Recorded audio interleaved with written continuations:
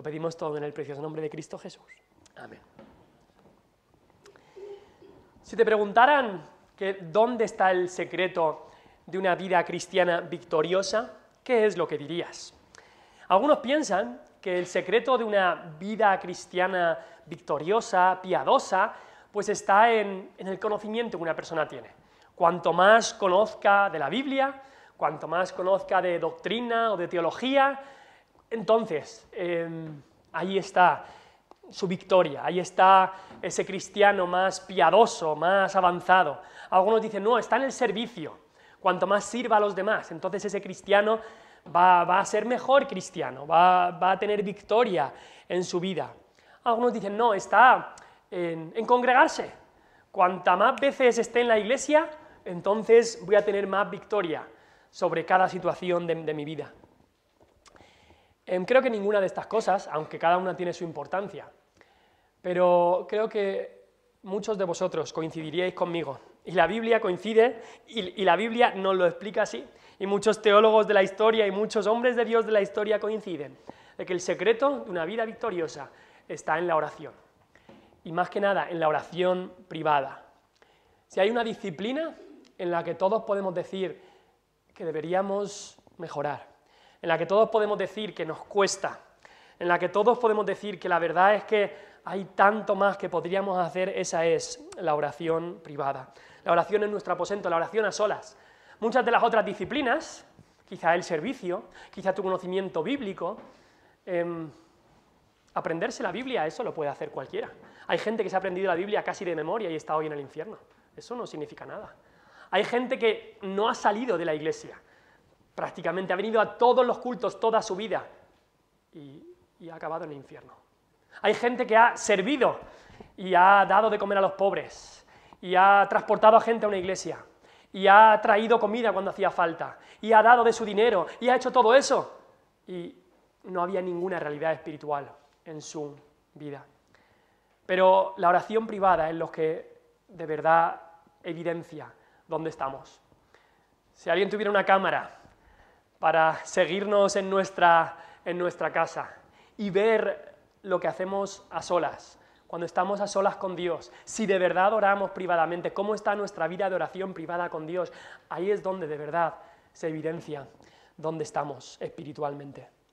El puritano Thomas Brooks escribió un libro que se llama La llave secreta al cielo, y en ese libro argumenta que la oración privada es esa llave secreta del cielo que abre todos los tesoros de gloria para el alma. Dice, Dios suele dar las mejores riquezas y las más dulces misericordias a su pueblo cuando éste se halla de rodillas en su aposento. Las gracias de los santos se dinamizan, se aprecian y se refuerzan por medio de las dulces y secretas influencias que llueven a sus almas cuando se encuentran en comunión íntima con Dios. Y aunque parezca un lenguaje bastante colorido, lo que está diciendo es que las cualidades que Dios ha puesto en tu vida se van a enriquecer, las bendiciones que Dios te da van a llover de una manera más grande. Y no me refiero a bendiciones físicas, que algunos hablan, no, así consigo más, no. Hablamos de bendiciones espirituales. Van a llover de una manera mucho más grande cuando tú de verdad te pongas en serio en la oración privada con Dios, en tu comunión íntima con Dios. En conclusión, o como resumen, tú eres como cristiano lo que es tu oración a solas, privada, en el aposento. Eso es lo que eres como cristiano. Ni más ni menos. Eso es lo que eres como cristiano. Si tu oración privada se fortalece, tú te fortaleces. Si tu oración privada decae, tú caes. Tú como cristiano progresas cuando tu oración privada progresa. Tú como cristiano te enfrías cuando tu oración privada se enfría. Y seguramente, si tienes algunos años de experiencia como cristiano, como hijo de Dios, tendrás que darme la razón, y no me la das a mí, se la das a la palabra de Dios, porque ahí está el secreto. Los tiempos en los que tú has estado orando más a solas con Dios han sido los tiempos de más bendición para tu alma. Los tiempos en los que tú has dejado de orar han sido los tiempos de más problemas. No más problemas, porque problemas hay siempre, pero de menos enfoque, de más frialdad, de más desánimo, de más lejanía con Dios. Y no en la oración pública. No me estoy refiriendo a la oración pública, sino a la privada, porque tú puedes venir aquí un miércoles y orar como oran los ángeles. Y hablar unas palabras que la gente dice, ¡wow! Y que la gente te diga después, nunca he oído una oración como la tuya, ¡qué bien oras! Quizá lo has aprendido de otros, quizá lo has aprendido de tus padres, quizá has leído esas cosas en algún libro, eso lo puedes hacer. Pero justo en este pasaje que Jesús nos habló, en Mateo, que también habló de la oración modelo, dice, no seáis como los hipócritas, los fariseos, porque ellos aman el orar en público, el orar en las plazas, se ponían en las esquinas de las calles y empezaban a orar a Dios. ¿Por qué te vas a la esquina de una calle a orar? Porque querían que los demás los vieran y los escucharan. Y eso puede ser también alguien que venga a orar para que los demás les escuchen. Dice, no, es la oración a solas en tu casa, la que de verdad demuestra dónde estás tú con el Señor. La oración es el aliento del cristiano, la oración privada aún más es ese aliento del cristiano. Si no hay oración, no hay aliento. ¿Y qué pasa si alguien no tiene aliento? No hay vida. ¿Puedes tener una religión? Sí. Pero si no hay oración como un hábito de tu vida, si puedes pasar días y días y días sin hablar con Dios, entonces no tienes una relación con Dios y hay dos opciones, o estás en un coma espiritual del que Cristo te va a sacar pronto y te va a rescatar, o es que estás muerto espiritualmente y nunca ha habido vida. Porque la oración es el aliento del cristiano. Como una persona de repente, cuando un niño nace, da su primer aliento, pero no es el único aliento, sino que respira durante toda su vida. Pues sí, de igual manera, el cristiano cuando nace de nuevo, cuando es convertido, pues ora al Señor y le pide que le salve, pero continúa la oración. Y así debe ser en nuestra vida. La oración es el aliento del cristiano. Si no hay oración, no hay vida. Y aquí Cristo nos habla de lo que vamos a titular la oración del discípulo. Esta no es la oración de un inconverso. No, no es la oración de un inconverso. Es la oración del discípulo de Cristo. Ahora, si tú estás aquí y no tienes a Cristo como Señor y Salvador, esta no es una oración que tú te vas a hacer. Porque esta es la oración de alguien que de verdad tiene a Dios como su Padre, como se llama el Padre Nuestro. No todos son hijos de Dios, eso tenlo bien claro. Hay otros que pueden enseñar, todos son hijos de Dios. Incluso la Iglesia Católica de Roma muchas veces habla eso. Ay, todos son hijos de Dios, no importa la religión, no importa el trasfondo, todos son hijos de Dios. Suena muy bien, pero va en contra de la Biblia. La Biblia nos dice que a los que le recibieron, a los que creen en el nombre de Cristo, a ellos les dio el derecho de ser llamados hijos de Dios. Solo podemos ser hijos de Dios, discípulos de Cristo, si venimos a Cristo. Porque es en Cristo en el que podemos ser hijos del Padre. Y Jesucristo es el Hijo con mayúscula del Padre. Y nosotros solo podemos ser hijos si venimos a Cristo. Así que algunas cosas antes de entrar a esta oración, que no sé si nos dará tiempo a verla hoy, pero antes de entrar hay algunas cosas que me gustaría ver del contexto de esta oración. El título de esta predicación es la oración del discípulo. Y en primer lugar queremos ver el maestro de esta oración. Dice el versículo 1, aconteció que estaba Jesús orando en un lugar. ¿Y cuándo terminó? Estaba Jesús orando en un lugar. ¿Y cuándo terminó? Ya lo vimos hace unas semanas o hace unos meses, pero en los capítulos primeros de Lucas y en muchas partes de Lucas hemos visto cómo Jesús estaba orando. Hemos visto cómo Jesús, incluso en su bautismo, estaba orando. Dice en el versículo 21 del capítulo 3, aconteció que cuando todo el pueblo se bautizaba, también Jesús fue bautizado, y orando, el cielo se abrió. Entonces Jesús oraba, y lo vimos en muchos pasajes de Lucas, cómo Jesús estaba orando, cómo Jesús incluso se apartaba a lugares a orar, cómo Jesús dedicaba mucho tiempo a la oración. Y lo vamos a ver en otras partes, después en Lucas también. Pero aquí vemos que Jesús estaba orando en un lugar. Había veces que Jesús se iba a un lugar a solas, se subía a un monte a orar, como hizo, por ejemplo, después de la alimentación de los 5.000. Pero aquí estaba orando en un lugar que seguramente sus discípulos estaban accesibles a ese lugar, porque seguramente o los discípulos estaban ya allí y él empezó a orar, o él estaba en un lugar y mientras estaba orando vinieron los discípulos. Y es que Lucas se encarga de repetirnos esto una y otra vez, que Jesús oraba. Piensa un segundo, Jesús es Dios, Dios el Hijo, tiene poder infinito en sus manos y aún así él ora. Jesús es perfecto, es sin pecado, es el Cordero sin mancha y aún así él ora. No tenía nada que confesar, pero oraba. Jesús es ese poderoso rey que tiene autoridad para echar demonios, autoridad para sanar enfermos y aún así ora. Jesús no necesita ayuda de nadie y aún así ora. ¿Por qué oraba Jesús? Ya lo vimos hace unas semanas, pero Jesús ora porque se deleita en estar en comunión con su Padre. Esa comunión ininterrumpida que había habido por toda la eternidad entre el Padre y el Hijo, Él la quiere mantener, ahora cuando se encarnó, la mantiene por medio de la oración. Jesús ora también porque como hombre que era, necesitaba ser fortalecido constantemente por ese espíritu que lo llenaba sin medida. Pero Jesús ora también, y aquí es donde vamos a ver eso, porque Jesús quiere enseñarte a ti la importancia de la oración. Si Jesús es ese hombre perfecto al que nosotros debemos de seguir y al que tenemos que parecernos, esa es otra razón por la que Cristo oraba, porque tú necesitas desesperadamente la oración. Y Jesús oró para enseñarnos que necesitamos nosotros orar también. Y por lo que vemos aquí, Jesús está orando en voz alta, en voz audible. Es algo bueno también, orar en voz alta, en voz audible. A veces a mí, personalmente, me sirve para que la mente no se me distraiga. Si estoy incluso en mi oración privada, si me pongo a orar solamente en la mente, a veces empiezo orando y acabo pensando en lo que tengo que hacer, acabo distrayéndome. Pero si estoy orando en voz alta, es más fácil continuar y saber qué estás haciendo, porque la mente divaga, es muy fácil que lo haga.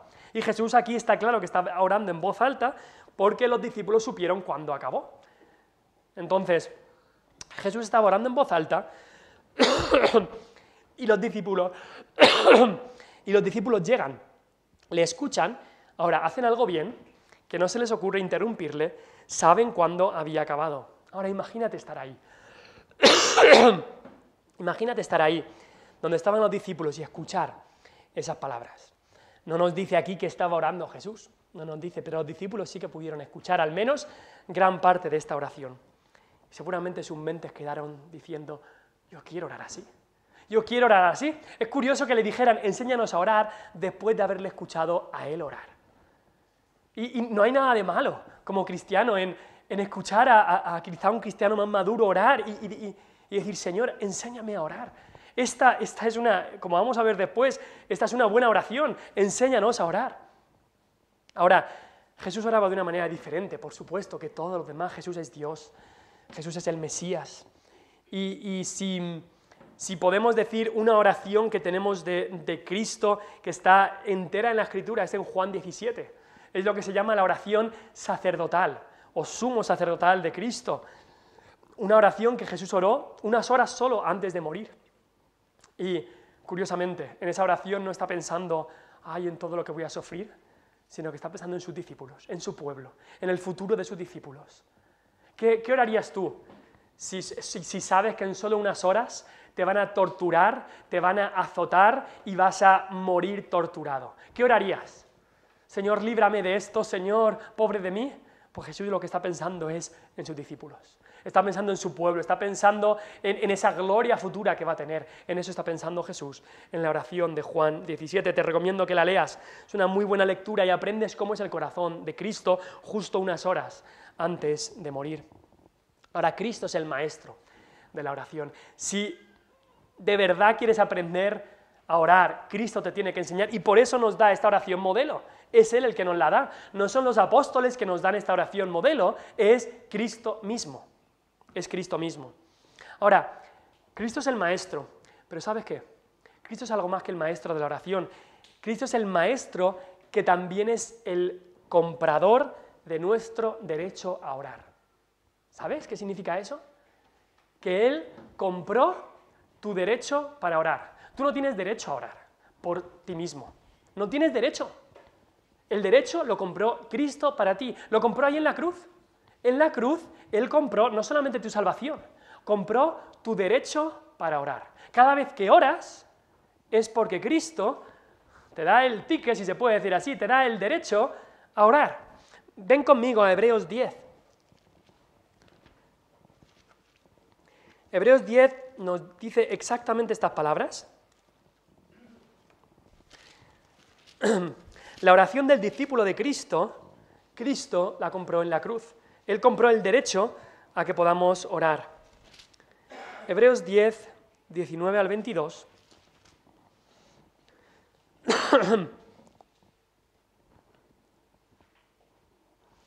Dice el versículo 19. Así que, hermanos, teniendo libertad para entrar en el lugar santísimo. ¿Cuál es el lugar santísimo? Es la presencia de Dios. No está hablando de un templo físico, no está hablando de un tabernáculo, está hablando de la presencia de Dios. Así que, hermanos, teniendo libertad para entrar en la presencia de Dios, en el lugar santísimo, por la sangre de Jesucristo. O sea, tenemos libertad para orar, para entrar a la presencia de Dios, a hablarle, por la sangre de Jesucristo. Y mira lo que dice después, por el camino nuevo y vivo que Él nos abrió a través del velo, esto es de su carne.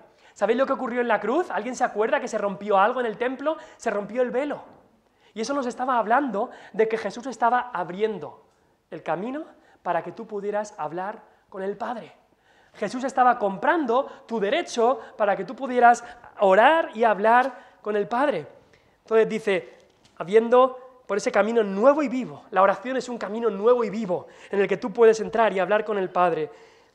Dice, y teniendo un gran sumo sacerdote sobre la casa de Dios, dice, está diciendo ahí el apóstol que escribe, estando abierto el camino, ¿qué tenemos que hacer? Acerquémonos, entra, ora, habla con Dios, entra al lugar santísimo, acerquémonos con corazón sincero, en plena certidumbre de fe, purificados los corazones de mala conciencia y lavados los cuerpos con agua pura.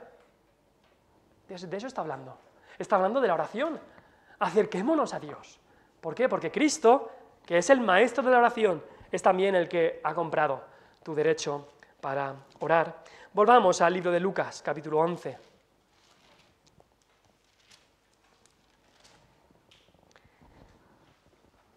Ahora, volvamos a ponernos en la piel de los discípulos.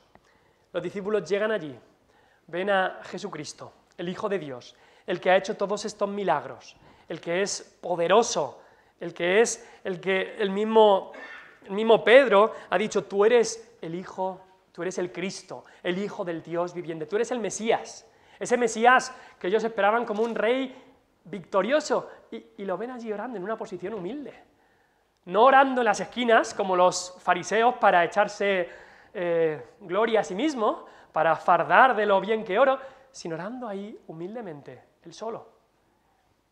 Y entonces su mente les lleva a decir, al ver esta pasión, esta relación íntima que tiene con el Padre, uno de sus discípulos, no sabemos quién, podría ser de los 12 apóstoles o podría ser del grupo más amplio de quizás 70 o más que había, pero uno de ellos dice las palabras correctas cuando dice, Señor, enséñanos a orar. Y aquí entramos en nuestro segundo punto, que es el aprendizaje de la oración. El maestro es Cristo, pero tú y yo necesitamos aprender. El discípulo de Cristo necesita aprender a orar. Imaginemos un bebé. He hecho antes la ilustración también de un bebé. Un bebé cuando nace hace algunos ruidos, pero no sabe hablar el idioma de sus padres. Si un bebé nace y ya te recita un poema, pues hay algún problema ahí. Pero sí que hace unos ruidos, y con esos ruidos tú ya sabes si quiere comer, o si le pica, o si le duele algo, ya vas aprendiendo por los ruidos que hace. Pero ese niño después necesitará aprender el idioma, ¿no? Así también, cuando nosotros nacemos de nuevo, emitimos algunos ruidos, si se puede decir así, que nuestro Padre entiende, pero no sabemos orar como es debido. No sabemos orar como Dios manda. Y tenemos que aprender esto, que orar, hay normas para la oración. Orar no es lo que me salga del corazón. Suena muy bien, pero aquí vamos a ver que dice, hay un aprendizaje, necesitamos aprender a orar. Y aquí hace este discípulo la mejor petición: Señor, enséñanos a orar. Y como decíamos, esto en sí mismo es ya una oración. Y podemos orar esa oración: Señor, enséñame a orar. Debemos orar que el Señor nos enseñe a orar, porque no sabemos. Es como decir: Padre, no sé lo que decir. Y si sé lo que debo orar, no sé cómo decirlo. Romanos 8:26 dice exactamente esto, el apóstol Pablo. Dice que el Espíritu nos ayuda, a los cristianos, nos ayuda en nuestra debilidad. ¿Y de qué debilidad se refiere? Habla de la debilidad al orar, porque dice, pues, ¿qué tenemos que pedir? ¿O qué debemos pedir como conviene? No lo sabemos. Es que muchas veces no sabemos ni qué debemos pedir, porque ¿debería pedir esto o no? ¿Y cómo lo debo pedir? Y no lo sabemos, dice, pero el Espíritu mismo intercede por nosotros con gemidos indecibles. Estos mismos discípulos habían visto que en sus propias fuerzas muy poco lograban. ¿Os acordáis de unas semanas anteriores, cuando Jesús baja del monte de la transfiguración y está allí ese padre con ese niño que tenía un demonio, y los discípulos habían intentado sanarle, pero no podían? Y Jesús tiene duras palabras para ellos, también para los fariseos que había allí. Y entonces, al final, Jesús les sana y los discípulos vienen a Cristo y le dicen, ¿por qué nosotros no podíamos? Y Jesús les dice, este género no sale sino con oración y ayuno. Les hacía falta oración, necesitaban aprender a orar. Y esta debería ser la petición de cada cristiano. Señor, enséñame a orar. Y esa petición no acaba hasta el día que estemos en la presencia del Señor. Necesitamos aprender a orar. Quizá tú dices, bueno, este no es mi caso. Quizá tú dices, no, yo sí que sé orar. A mí no me tienen que enseñar, no. Dice, yo he orado ya por 20 años, incluso yo puedo orar en público. Incluso a mí me han dicho muchas veces que oro muy bien. Yo no me tienen que enseñar a orar. Yo sé. Pues te tengo que decir que no tienen ni idea. No tienen ni idea si piensas así. Todos necesitamos ser enseñados continuamente. Si estos discípulos que llevaban ya más de 1 o 2 años con Cristo necesitaban aprender a orar, tú y yo también. Si el mismo apóstol Pablo, en Romanos 8, ese capítulo donde habla de la gracia sublime de Dios en Cristo, el mismo apóstol Pablo dice, no sabemos qué tenemos que pedir como conviene. Lo dice el mismo apóstol Pablo, ¿cuánto más nosotros necesitamos aprender a orar? Los discípulos habían escuchado a los fariseos y a los religiosos orar, y ellos sabían, esta oración es totalmente distinta. Quizá puedo copiar lo que hacen los fariseos ahí en las esquinas de las calles, pero esto es distinto. Ya Jesús había dicho en el Sermón del Monte, cuando ores no seas como los hipócritas, ellos aman el orar en pie en las sinagogas y en las esquinas de las calles para ser vistos de los hombres, de cierto os digo que ya tienen su recompensa. Si tú oras en público simplemente para que la gente te lo aprecie y te lo diga, bueno, quizá esa recompensa ya la ganas. Quizá alguien te dirá, ¡ay, qué bien has orado! Pero el que no está contento es Dios. Si tú oras para la gente, quizá la gente te lo agradecerá, pero Dios no. Oramos para el Señor. La gente que está a nuestro alrededor no es lo que estamos pensando. Oramos para hablar con nuestro Señor. Y eso se aplica, por supuesto, a la oración privada, cuando estamos a solas con Dios, y también se aplica a la oración familiar en nuestra casa, con nuestra familia, y también a la oración pública los miércoles aquí en la iglesia. Así que vienen con esta palabra, Señor, enséñanos a orar. Y dicen como también Juan enseñó a sus discípulos. Al parecer Juan el Bautista también había visto este problema de los fariseos, que oraban de esta manera tan hipócrita, y también les había enseñado a sus discípulos a orar. Pero por supuesto la enseñanza de Cristo, el Mesías, la oración modelo de Cristo, el Mesías, es la que ha quedado registrada y es la que debemos atender. Necesitamos darnos cuenta de la necesidad de aprender a orar.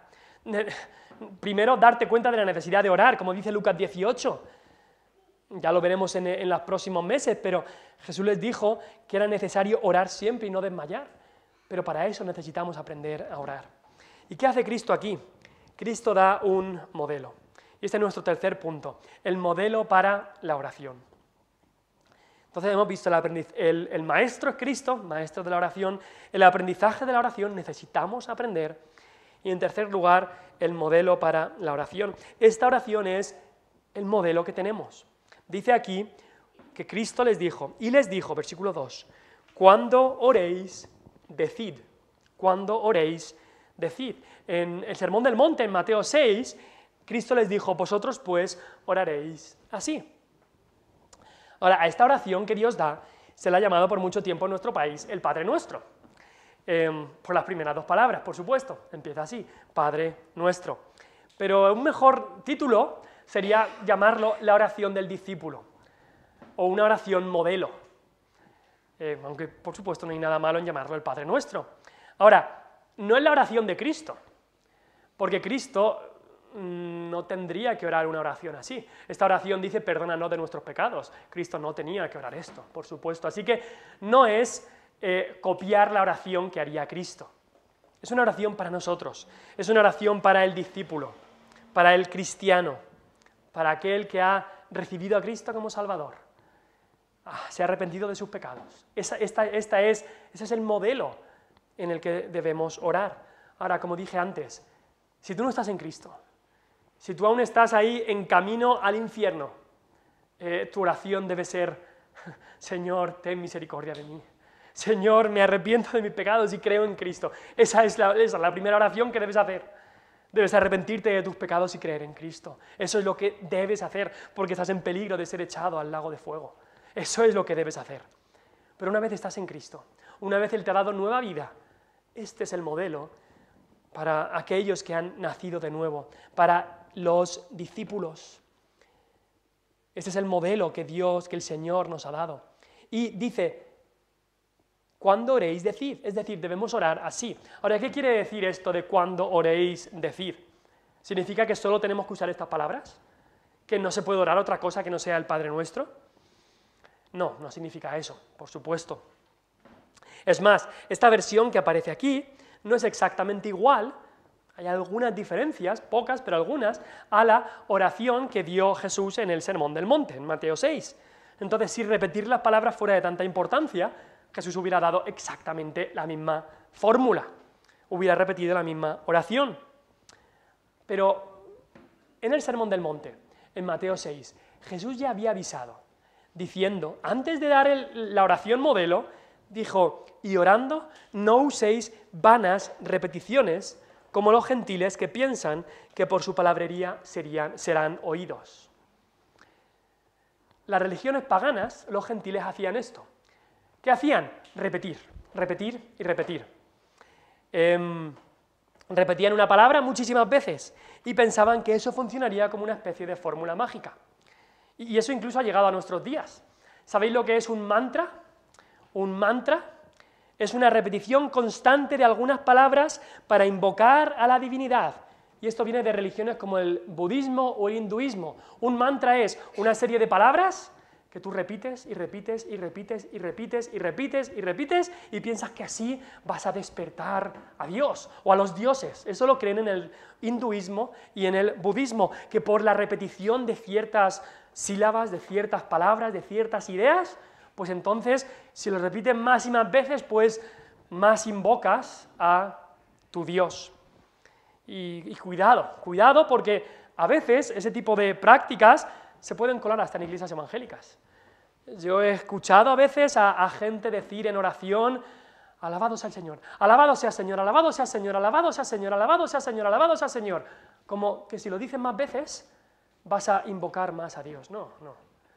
Jesús quiere que oremos con el entendimiento, no simplemente con un mantra, es decir, esto de repetir algo y así, pues parece que tiene más efecto. No. Esas son prácticas de, como dice aquí, como los gentiles, que piensan que por su palabrería, y palabrería significa ahí repeticiones, serán oídos. No. Esta oración es diferente. No hay vanas repeticiones en esta oración. Esta oración del discípulo tampoco es un mantra para repetirlo, como la religión católico-romana dice, recita 10 Padres Nuestros, y entonces eso te hará que tus pecados sean perdonados. Y si recitas 20 o 30, aún mejor. ¿Para qué sirve recitar algo una y otra vez? Lo que importa es de verdad entender lo que quiere decir esto. No por más repetición va a cambiar o va a hacer nada. Esta oración entonces no es un mantra para el que el cristiano repita y repita y repita. Pero por otro lado, las palabras cuando oréis decid nos indican que Cristo en su autoridad nos está diciendo que Él quiere que oremos así. Y algunos dicen, ay no, a mí me gusta la espontaneidad. Yo creo que debemos dejar que el Espíritu fluya dentro de nosotros y nos guíe sobre qué debemos orar. Debemos derramar nuestro corazón a Dios. Deben ser oraciones sinceras, ¿no? Que salgan de un corazón abierto a Dios. Sí, pero, esa libertad al orar debe estar dentro de este modelo. ¿Hemos entendido? Sí, la oración debe ser del Espíritu Santo que nos guíe, debe ser sincera de corazón, pero si Cristo nos ha dado un modelo, es para que sigamos el modelo. Un ejemplo, que todos entendemos, un campo de fútbol. El campo de fútbol tiene unas líneas de dentro y fuera, son bastante grandes, ¿no? Y ahí un futbolista tiene el balón y puede ir a donde quiera, ¿no? Dentro del campo puede ir a donde quiera, tiene libertad. Ahora, si se sale de la línea de fuera, la pelota es para el contrario, ha perdido la posesión. Tiene libertad, pero dentro de un límite. Y de igual manera, eso es la razón por la que Cristo nos da este modelo. No es para repetirlo con vanas repeticiones, pero es para que nosotros derramemos nuestro corazón al Señor, pero dentro de la estructura que Él nos ha dado, dentro del modelo que Él nos ha dado. No para repetirlo palabra por palabra, pero sí para orar con el modelo, con los límites, con la estructura que Él nos ha dado. Y por eso tenemos que tener en cuenta que si nosotros nos olvidamos del modelo que Dios nos ha dado, si nosotros vamos en contra del modelo que Dios nos ha dado, entonces no estamos orando como Dios manda, porque Cristo dice aquí, cuando oréis, decid. Y lo repito, no es que repitamos estas palabras, pero sí que estemos dentro de los límites que estas palabras nos marcan. Ahora, por supuesto, la oración tiene una parte de expresar nuestros deseos a Dios, de abrirle a Dios nuestro corazón, pero cuidado con pensar, yo puedo orar como me dé la gana. No, hay un tipo de oración como Dios manda. Esa es la oración que se basa en las enseñanzas de la palabra. Y el Espíritu de Dios que habita en el cristiano siempre va a honrar la palabra de Dios. El Espíritu nunca va en contra de la palabra. Entonces, el Espíritu te va a guiar a orar conforme ese mismo Espíritu ha dejado estas palabras aquí escritas. Ahora, es verdad que Dios en su misericordia escucha nuestras oraciones, aun cuando nuestras oraciones tantas veces han estado tan mal hechas, tan desviadas, tan descentradas, tan egoístas, tan poco bíblicas a veces. Aún así Él escucha, Él mismo las arregla. Y Cristo mismo también las arregla y las presenta delante de su Padre. Pero que Dios esté lleno de gracia y compasión no es excusa para seguir orando como a mí me plazca. No deberíamos y debemos orar como Jesús nos ha mandado. Y aquí tenemos una estructura. Aquí tenemos unas líneas de fuera y de dentro. Unas líneas de dónde debe estar nuestra oración. ¿Qué peticiones debe tener? ¿Qué debemos estar pensando en nuestra oración? Aquí tenemos esa verja que Dios nos ha dado. Dentro de la verja tenemos libertad para orar y derramar nuestro corazón, pero hay una verja que Dios nos ha puesto y que Cristo nos ha puesto aquí en la oración que Él ha dado a sus discípulos. Debemos orar como Él quiere, hay un modelo para la oración. Hemos visto el maestro de la oración, el aprendizaje de la oración y el modelo de la oración. Ahora, ¿cuál es el contenido de esta oración? Y este punto es donde vamos a continuar la semana que viene. Pero quiero señalar solamente en los pequeños puntos que vamos a estar viendo. El contenido de esta oración, en primer lugar, hay un reconocimiento de a quién nos dirigimos. Hay un reconocimiento de a quién nos dirigimos cuando dice, Padre nuestro que estás en los cielos. Padre nuestro que estás en los cielos. Aquí se reconoce a quién nos dirigimos. No nos dirigimos a un amigote, no nos dirigimos a un semejante a nosotros, nos dirigimos a nuestro Padre que está en los cielos. Y curiosamente, diré algo más de esto la semana que viene, pero es Padre nuestro, no es Padre mío. Todas estas, todo lo que dice aquí, en esta oración, habla de nuestro, el pan nuestro de cada día. Perdónanos nuestros pecados. Hay un sentimiento en esta oración de comunidad. Tú no eres el único cristiano del mundo. Ten claro eso. Es más, creer eso te va a hacer daño, porque es mentira. Incluso hay veces que mucha gente se enfoca mucho en yo y Cristo somos suficientes. Vale, pero no es verdad que seas el único en este mundo. Hay una comunidad de creyentes que Dios quiere que juntos podamos luchar contra este mundo. Es verdad que tú y Cristo sois mayoría, sí. Es verdad que solo no estoy, Jesús está a mi lado. Pero es verdad que tienes también una iglesia, tienes también unos hermanos. Al ser hijo de Dios, al tener un padre, eso hace también que tengas unos hermanos. Y Dios te da esos hermanos para que puedas crecer, para que puedas ser exhortado, para que puedas estar en comunión. Por eso hablé aquí de Padre nuestro. Porque tenemos que reconocer, incluso en esta oración, que no somos yo y Dios y ya está. Que hay un cuerpo de Cristo por el que debemos orar y en el que debemos de trabajar conjuntamente. Entonces, en primer lugar, tiene que haber un reconocimiento de a quién nos dirigimos y saber con quién hablamos. Y después empiezan las peticiones. Y en esta oración, veo 6 claras peticiones. La primera petición es acerca de la persona de Dios. Todo esto vamos a ver mucho más la semana que viene. La primera petición es acerca de la persona de Dios. Santificado sea tu nombre. Es una petición que busca la honra a Dios, la gloria a Dios, la majestad a Dios. No a mí, no a nosotros, oh Dios, no a nosotros, sino a tu nombre da gloria. El nombre de Dios es todo lo que es Dios, todo su carácter, toda su perfección, pues que su nombre sea santificado, honrado. Él es el santo, santo, santo. Así que esta primera petición es acerca de la persona de Dios. La segunda petición habla acerca del programa de Dios, porque dice, venga tu reino, venga tu reino. Dios tiene un programa para este mundo.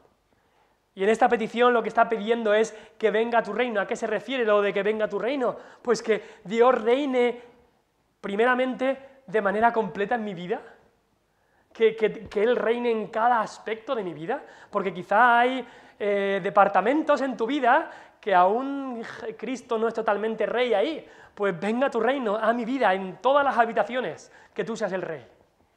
Pero no solamente eso, que venga tu reino en cuanto a que otros también puedan arrodillarse y recibirte como rey. Y no solamente eso, sino en las naciones. Que tu reino se extienda a las naciones. Y no solamente eso, sino que la iglesia de Cristo quiere que Cristo venga. Que vengas ya como rey. Sí, amén, ven, Señor Jesús. Así acaba la Biblia. La iglesia y el Espíritu dicen, ven Cristo, ven pronto. Que venga tu reino. También hay una petición, la tercera petición, es una petición acerca del propósito de Dios. Dice, hágase tu voluntad. Eso es importante. Porque muchas veces nos pensamos, ¿la oración entonces es para que yo pueda hacer mis deseos realidad? Sí y no. ¿Por qué sí y por qué no? Porque si tus deseos están en contra de la voluntad de Dios, no. Si tus deseos ahora están encauzados en la voluntad de Dios, sí. Entonces, por eso oramos, hágase tu voluntad. El mismo Cristo oró, hágase tu voluntad allí en Getsemaní. No se haga mi voluntad, Padre, sino la tuya. Y nosotros debemos orar así. Hay cosas que lo tenemos claro, que la Biblia dice, la voluntad de Dios es vuestra santificación. Pues, Señor, santifícame más. Y no tenemos que decir, santifícame más si es tu voluntad, porque ya sabemos que es la voluntad de Dios. Pero hay otras cosas, quizá como enfermedad, que no sabemos si es la voluntad de Dios quitárnosla o no, o quitármela ahora o quitármela en 2 semanas. No lo sabemos. Y tenemos que decir, Señor, hágase tu voluntad. Hay un problema en casa, hay un problema familiar. No sé si será la voluntad de Dios ahora o no, o quitarlo o dejarlo. Señor, hágase tu voluntad. Hay una gran crisis.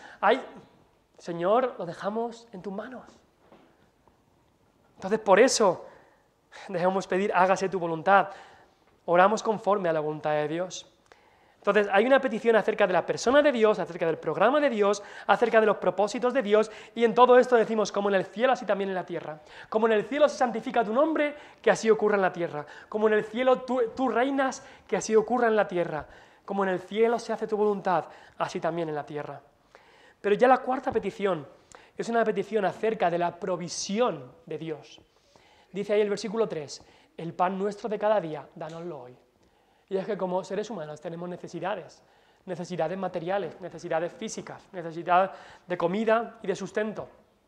Y dice ahí, el pan nuestro de cada día, dánoslo hoy. Le pedimos, sí le pedimos a Dios también por cosas materiales, primero lo espiritual, pero también le pedimos por lo material. Y aprenderemos muchas cosas en estas palabras que hay ahí del pan nuestro de cada día, dánoslo hoy. Y luego nos habla de una petición acerca del perdón de Dios. Versículo 4, perdónanos nuestros pecados, porque también nosotros perdonamos a todos los que nos deben. Lo dice claramente, perdónanos nuestros pecados. Pero si ya es cristiano, aunque sea cristiano, necesita seguir pidiendo perdón por sus pecados. El que confiesa su pecado y se aparta alcanzará misericordia. Si confesamos nuestros pecados, Dios es fiel y justo para perdonar nuestros pecados y limpiarnos de toda maldad.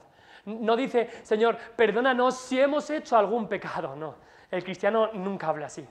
El cristiano sabe que comete muchos más pecados de los que se da cuenta. Perdónanos nuestros pecados. Y aquí lo dice en general, claro, porque no sabe y no especifica, pero nosotros que sabemos lo que hemos hecho, debemos especificar delante de Dios qué es lo que hemos hecho. No simplemente dejarlo en general, sino arrepentirnos específicamente de cada cosa. Y en último lugar, la última petición que tenemos aquí es una petición acerca de la prevención contra el pecado. Dice, no nos metas en tentación, mas líbranos del mal. Y luego en el texto de Mateo también tenemos la parte de adoración final. Así que Dios mediante estaremos viendo estas peticiones más detenidamente la semana que viene. Ahora, de cada una de estas peticiones se podría hacer una predicación, hay muchísimo de cada una de estas peticiones, pero vamos a intentar en una predicación cubrirlas todas. Pero, y Dios mediante, si Dios lo permite, hay unos devocionales que hicimos hace unos años, unos devocionales de estos que mandamos, y pues los volveremos a enviar donde se hace un estudio más detallado de estas peticiones. Pero espero que hayamos podido pensar de la importancia que tiene la oración privada, la oración del discípulo. Cristo nos ha dado un ejemplo, un modelo para seguir, y deberíamos seguirla, pero más que nada deberíamos orar. Debemos orar, debemos tomarnos en serio esta disciplina en la que todos tenemos tanto que aprender. Señor, enséñanos a orar.